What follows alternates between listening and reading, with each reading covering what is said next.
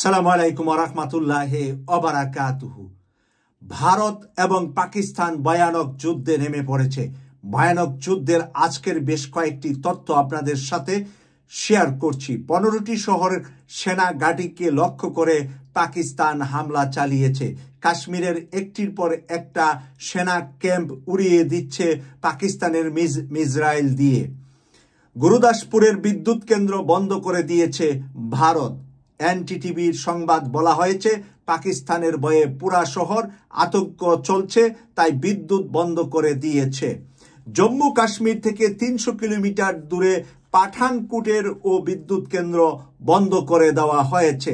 Al Jazeera বলেছে পাকিস্তান যে আক্রমণ করছে তা স্বীকার করছে না পাকিস্তান। ভারতের এনডিটিভি বলেছে পাকিস্তান আক্রমণ করছে। ইতিমধ্যে 50 জন ভারতীয় সেনা প্রাণ হারিয়েছে বলেছে পাকিস্তানের তথ্যমন্ত্রী আতাউল্লাহ তারান, এবং তা আল জাজিরা সংবাদে প্রকাশ করেছে। পাকিস্তানেরও সেনা ঘাঁটিগুলোকে লক্ষ্য করে হামলা চালাচ্ছে ভারত। রাওয়ালপিন্ডি, ইসলামাবাদ, লাহোরে বিস্ফোরণের শব্দ পাওয়া গিয়েছে। এরই মধ্যে জানা গিয়েছে ইসরায়েলের তৈরি হেরন ভূপাতিত করেছে পাকিস্তান। প্রায় 35টি ড্রোন পাকিস্তানে ভূপাতিত করে ফেলেছে ইসরায়েলের তৈরি। সেই ড্রোনগুলা সম্পর্কে আমরা যতটুকু জেনেছি যে ড্রোনগুলার পরিমাণটা দেখার মধ্যে ছোট। তারা টেস্টের জন্য সেই ড্রোনগুলা দিয়ে প্রথমে পাকিস্তান কোথায় কোন অবস্থায় আছে সেগুলা পরীক্ষা নিরীক্ষা করার জন্য ভারত এই ছোট ছোট ড্রোনগুলা পাঠিয়েছে। এখান থেকে কয়েকশো ড্রোনের মধ্যে প্রায় 35টি ড্রোন পাকিস্তান ভূপাতিত করে ফেলেছে। এখন খেলা দেখাচ্ছে তুরস্কের ড্রোন ভাইরাতা TB2 এবং আকিঞ্জি। ভাইরাতা TB2 কাশ্মীরে প্রায় 7 থেকে 8 লক্ষ সেনাবাহিনী অবস্থান করছে ভারতের। সেই 7 থেকে 8 লক্ষ সেনাবাহিনীর সেই ক্যান্টনমেন্টগুলো আছে সেগুলোকে লক্ষ্য করে ভাইরাতা TB2 এ পর্যন্ত 3টা সেনাঘাঁটি উড়িয়ে দিয়েছে। আর আকিঞ্জি সীমান্ত ঘেঁষে বিভিন্ন চেকপোস্টকে লক্ষ্য করে চেকপোস্টগুলোকে উড়িয়ে দিচ্ছে। এ কারণে বর্তমান সময়ে তুরস্কের ড্রোন দিয়ে কাশ্মীর এবং ভারতের বিভিন্ন অঞ্চলকে তছনছ করে ফেলছে পাকিস্তান।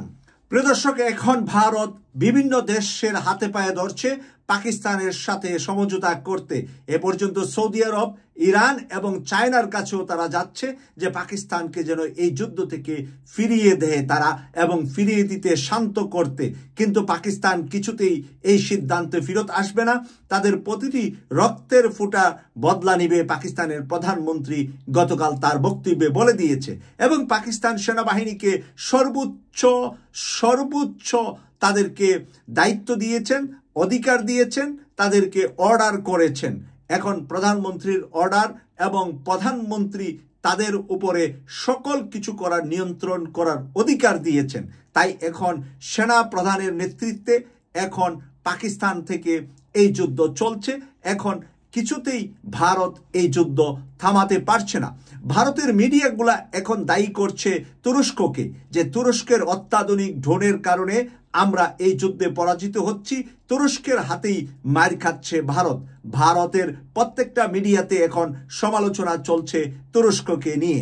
ভারত ইতিমধ্যে ঘোষণা দিয়েছে পাকিস্তানে তারা হামলা করবে। এখন কি দিয়ে হামলা করবে, কোন যুদ্ধ বিমান দিয়ে হামলা করবে? তারা রাফেল, যেটার উপরে সবচেয়ে বেশি সাহসিকতা দেখিয়েছিলেন, সেটা ব্যর্থ হয়েছে।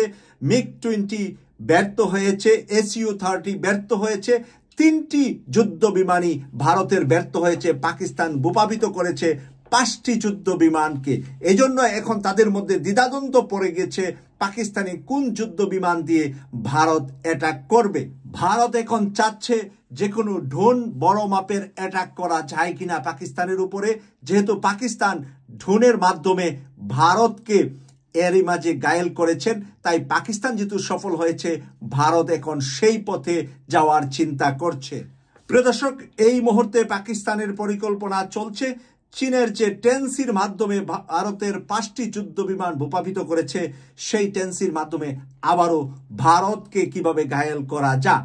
ইতিমধ্যে জানা গেছে পাকিস্তান সেনাবাহিনী, তুরস্কের সেনাবাহিনী এবং চায়না সেনাবাহিনীর সাথে পর্যাপ্ত পরিমাণে যোগাযোগ করছে এবং মহাপরিকল্পনা আসছে ভারতকে কিভাবে ঘায়েল করা যায়।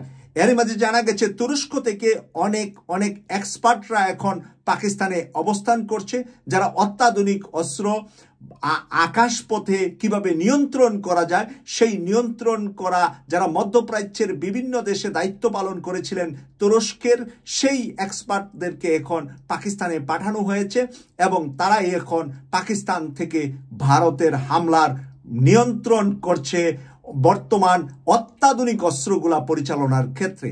প্রিয় দর্শক, কেটিভি 24-কে সাবস্ক্রাইব করে ব্রেকিং নিউজগুলা আমাদের কাছ থেকে দেখার জন্য যারা আগ্রহ বোধ করছেন তারা আমাদের পাশে থাকবেন এবং আপনাদের পরিবার পরিজনকে আমাদের চ্যানেলটি সাবস্ক্রাইব করে আমাদের পাশে থাকবেন এই প্রত্যাশা করে বিদায় নিলাম। পরবর্তী ব্রেকিং নিউজ পাওয়ার পরই আবারও আপনাদের সামনে আপডেট করব ইনশাআল্লাহ।